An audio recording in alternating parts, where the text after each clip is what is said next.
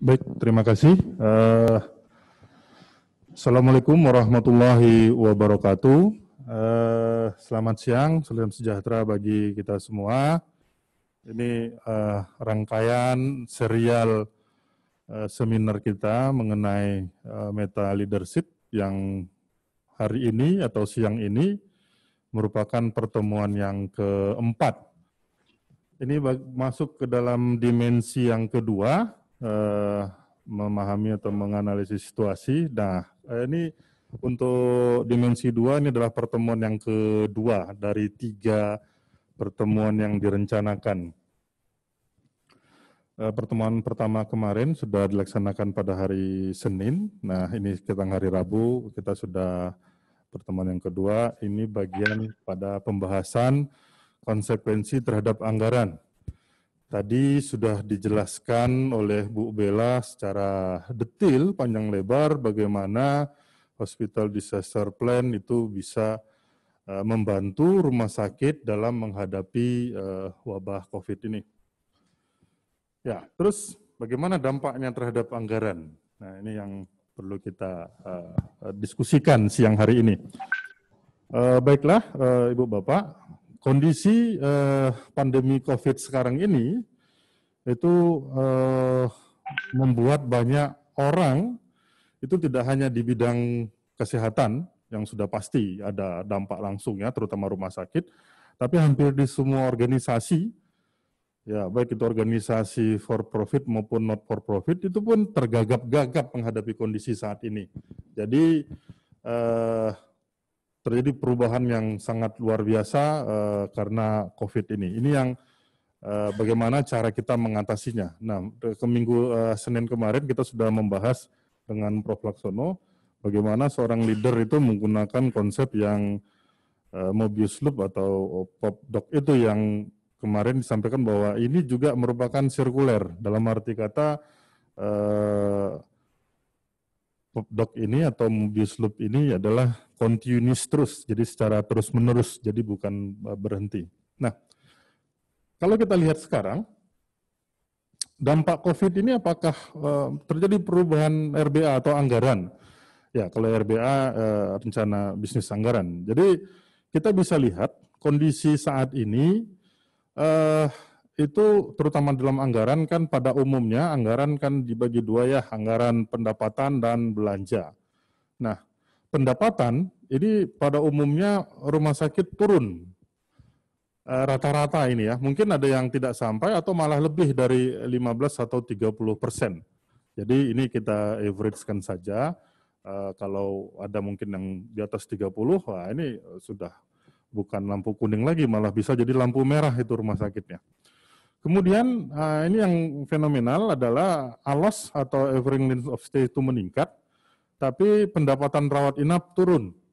Kenapa? Ya karena kita tahu bahwa jangka waktu untuk perawatan COVID ini cukup lama dan juga banyak pemeriksaan sehingga mengeluarkan biaya yang tidak sedikit terhadap pelayanan untuk COVID ini.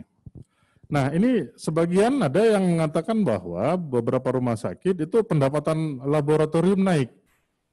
Ya karena banyak pengguna dari masyarakat terutama itu memeriksakan dirinya untuk COVID ini, gitu. Entah itu rapid test kah atau maupun PCR atau swab. Jadi ini merupakan peluang tersendiri nih bagi rumah sakit, gitu. Nah, dari sisi belanja, belanja operasional meningkat. Ya, seperti kesehatan karyawan. Jadi sekarang karyawan ya mungkin sebelum wabah COVID ini, karyawan tidak pernah mungkin diperiksa, mungkin kesehatannya secara rutin, ataupun bisa tapi jangka waktunya mungkin sekali 6 bulan, atau bahkan ada yang mungkin sekali setahun kan begitu ya. Tapi karena efek COVID ini sekali 14 hari atau sekali 7 hari, itu karyawan diperiksa. Nah itu mengakibatkan kos atau belanja atau biaya-biaya yang terjadi di rumah sakit terjadi peningkatan. Kemudian untuk operasional ini APD naik mungkin 5 kali lipat, mungkin ada yang 6 kali lipat atau bahkan mungkin 10 kali lipat. Kenapa? Ya kita pahami bahwa semua staf di rumah sakit Itu walaupun tidak melayani, karena dari hasil serial webinar kemarin yang kita ikuti, yang sampai hari ini yang seri keempat, dari seri 1 sampai 3, bahkan yang kemarin yang seri ketiga menyampaikan bahwa ada ketakutan kan gitu ya, baik bagi pasien atau masyarakat maupun dari staf rumah sakit sendiri. Sehingga staf rumah sakit pun yang tidak ada kaitannya dengan COVID sekalipun menggunakan APD gitu lah. Itu juga mengibatkan terjadi peningkatan belanja di rumah sakit. Ya. Terus pertanyaan selanjutnya, apakah mengapa anggaran diubah? Nah, kalau apa dampak jika tidak terjadi perubahan tentunya terhadap anggaran, ya. Nah, biasanya sebuah organisasi akan menyusun anggaran untuk tahun sekarang tahun 2020, itu di akhir 2019 itu sudah menyusun anggaran untuk 2020. Pada umumnya anggaran disusun yang garis biru itu ada anggaran pendapatan, yang merah anggaran belanja. Pada umumnya seperti itu. Terjadi peningkatan selama kurun waktu 1 tahun. Dan pendapatan yang namanya juga rencana atau anggaran pasti lebih besar daripada biaya. Ya, jadi ini pada umumnya sebuah organisasi rumah sakit ya. Jadi pendapatan lebih besar pada belanja dan kurvanya atau garisnya pasti terjadi peningkatan. Nah, pertanyaan itu mengapa diubah? Dan kalau tidak diubah dampaknya seperti apa? Kita lihat skenario pertama. Ini pada saat terjadinya pandemik COVID ini, saat ini, kalau anggaran pendapatan itu mungkin atau bukan mungkin lagi, karena tadi fakta juga sudah beberapa rumah sakit menyatakan bahwa terjadi penurunan pendapatan.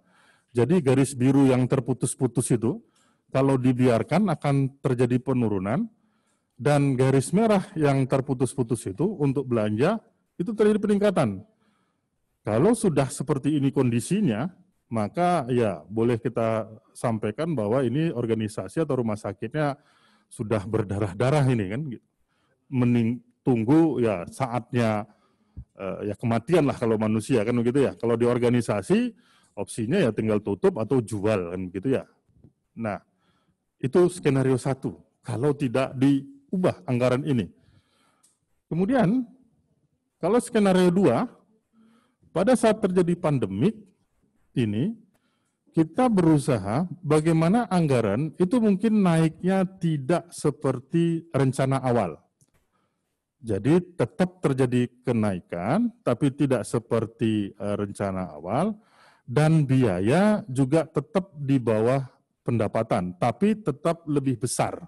Nah, jadi kurvanya itu terjadi penyempitan begitu. Jadi antara pendapatan dan belanja itu terjadi penyempitan.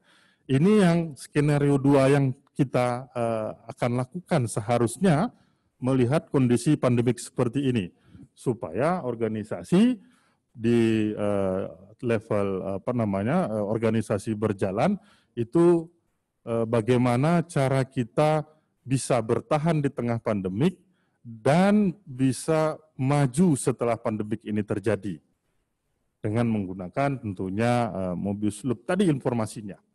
Nah, terus kita harus juga tahu anggaran di rumah sakit ini seperti apa? Karena banyak atau berbeda antara rumah sakit dengan organisasi lainnya. Karena rumah sakit itu banyak terdiri dari unit-unit yang menghasilkan pendapatan. Kalau kita sampaikan mungkin ada organisasi yang menghasilkan, kalau kita mengatakan pabrik, dia hanya menghasilkan 1 atau 2 line produk. Jadi tidak terlalu berdampak. Nah, kalau di sini rumah sakit harus bisa melihat anggaran pendapatan itu bagian mana yang, ya kalau saya mengatakan yang berdarah-darahnya atau yang terjun dari pendapatan, atau justru bagian mana yang menghadapi kemenangan di saat kondisi COVID begini. Gitu. Nah, itu kita harus lihat betul dan kita harus sadar betul apa penyebabnya. Kemudian anggaran belanja operasional, ya seperti gaji. Ini ya baca berita dan beberapa di media menyatakan bahwa rumah sakit pun saat ini stafnya sudah ada yang dirumahkan juga. Berarti ini terjadi perubahan anggaran, karena perumahan staf konsekuensinya biaya operasional untuk terutama untuk gaji pasti terjadi penurunan. Ini mungkin salah satu strategi yang diambil oleh rumah sakit. Kemudian sediaan itu baik berupa barang habis pakai ataupun bahan medisnya, itu terjadi peningkatan. Di satu sisi terjadi penurunan pelayanan, di sisi pendapatan, tapi di sisi biaya atau belanja itu terjadi peningkatan belanjanya. Nah, ini yang jangan sampai kurva yang biru dan merah tadi bersilang, mereka yang merah menjadi di atas. Nah, itu yang bagaimana caranya kita bisa melihat. Kemudian ya, operasional lain-lain, walaupun tidak ada COVID pun, pemeliharaan tetap harus dilaksanakan. Tapi karena COVID ini, pemeliharaan justru makin meningkat. Hari-hari biasanya pemeliharaan tidak seintens sekarang, tapi karena COVID jadi intens. Kemudian juga anggaran belanja modal dan investasi. Siapapun pasti menginginkan rumah sakitnya membesar. Tidak ada yang rumah sakit yang ingin mengecil, tidak ada. Nah, berarti kan butuh modal, butuh investasi, baik itu peralatan maupun gedung. Nah, itu yang sudah kita rencanakan awal tahun. Nah, modal ini dari mana? Apakah dari pendapatan sendiri? Ya, kalau dari pemerintah mungkin apakah ada belanja modal dari APBN atau APBD? Nah, ini yang perlu kita tanyakan lagi. Yang paling terkena dampak bencana COVID ini yang mana? Bagaimana cara kita bisa membalik posisi yang terkena dampak tadi justru bisa menjadi suatu kemenangan. Nah, ini contoh anggaran pendapatan belanja. Ini kalau untuk rumah sakit BLU, itu kita bisa lihat bahwa ini sudah rekapan yang paling atas pendapatan jasa layanan umum, ya ini merupakan jadi PNBP-nya, penerimaan bukan pajak. Nah, itu sudah hasil umum satu rumah sakit. Tapi untuk bisa menghasilkan itu ada unit-unit rawat jalan dan segala macam. Itu yang perlu kita detilkan dan kita perhatikan. Karena di situ juga ada dampak-dampak kos atau belanjanya terhadap rumah sakit. Kemudian juga ini kalau untuk rumah sakit daerah, ya. Nah, ini pendapatan jasa layanan juga disebutkan bahwa itu juga sudah kumpulan dari rawat jalan, rawat inap dan lain sebagainya. Kemudian juga belanja, itu ada belanja operasional dan belanja modal. Ya, ini butuh analisis yang mendalam. Nah, apa yang kita analisis? Nah, dengan konsep Mobius Loop ini, Popdoc ini kita harus bisa melakukan analisis dan kemudian melakukan aksi. Persif, bagaimana kita menerima kondisi bahwa pendapatan kita menurun, belanja kita meningkat, dan kemudian kita memprediksi kemungkinan ke depan seperti apa, dan seorang leader harus bisa memutuskan apakah stop or go. Nah, ini yang harus bisa diputuskan. Jangan sampai bahwa kita mengulangi suatu keputusan, kemudian di tengah-tengah keputusan kita pun menyesali gitu, tidak. Tapi mengevaluasi boleh, karena di dalam konsep Mobius Loop ini terjadi sirkuler, jadi memang harus dievaluasi juga, dikomunikasikan, kemudian diterima dan dievaluasi. Jadi dapat mengikuti konsep ini untuk bertahan. Dan kita harapkan nantinya bisa berkembang, tapi justru bukan malah jatuh atau turun. Nah, anggaran yang perlu dilakukan perubahan yang mana? Nah, ini kami dapat lihat secara umum ya, nanti mungkin pada sesi diskusi kita bisa sharing di unit-unit mana yang justru berdarah-darah ini, makanya saya gambarkan dengan warna merah. Jadi rawat jalan memang ya dari hari Senin kemarin, dari hasil diskusi serial yang lalu, karena ini merupakan rangkaian serial, banyak rumah sakit yang mengatakan justru pasien itu turun karena tidak ada yang berani datang. Takut rumah sakit itu ya quote and quote ya sarangnya COVID, itu anggapan masyarakat. Nah, kemudian rawat inap, tadi sudah disampaikan, ALOS meningkat tapi justru pendapatan menurun.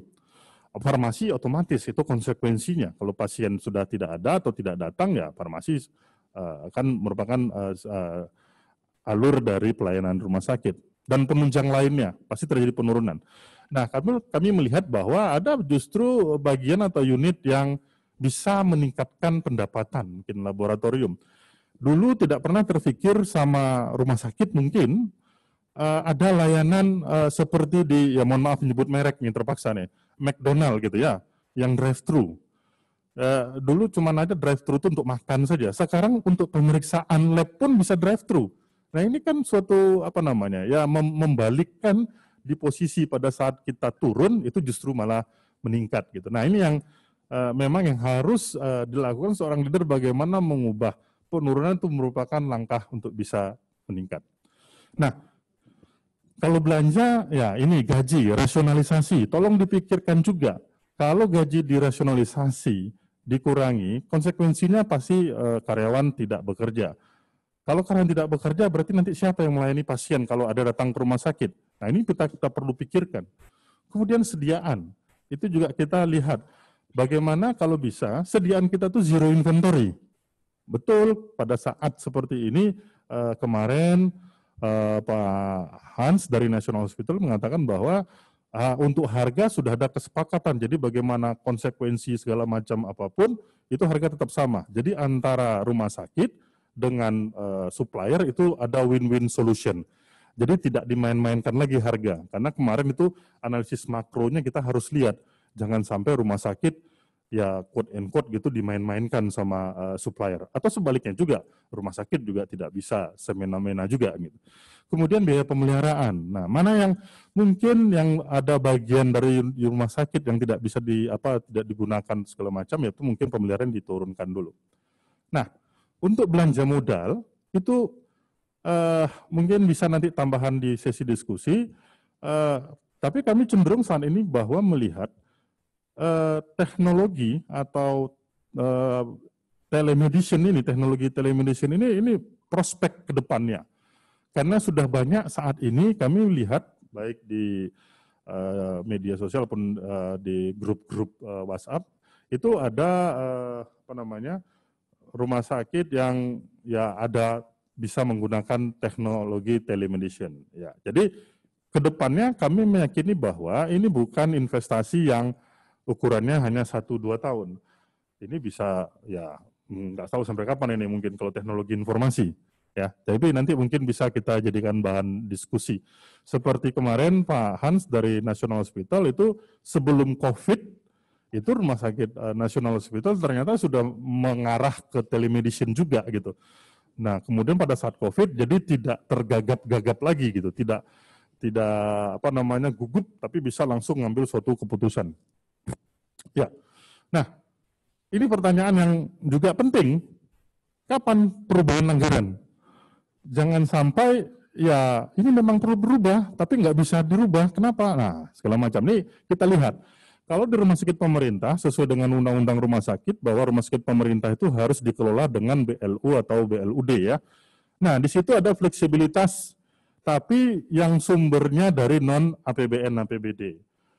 Nah, tapi kita lihat juga sekarang ini bagaimana cara kita bisa menggunakan fleksibilitas tersebut untuk bisa meningkatkan pelayanan di rumah sakit. Kalau kami lihat bahwa rumah sakit swasta lebih fleksibel. Jadi mungkin di awal tahun kemarin pemilik, owner itu sudah menentukan bahwa untuk bottom line-nya sekian, jadi pada saat terjadi perubahan itu direksi atau pimpinan itu bisa mengambil suatu keputusan yang lebih cepat. Tentunya memperhatikan KPI-nya. Ya, jadi karena anggaran ini merupakan salah satu ukuran kinerja dari pimpinan atau direksi atau direktur ya. Banyak sih ukuran-ukuran kinerja dari direktur itu dilihat, tapi pasti salah satunya dari financial aspect.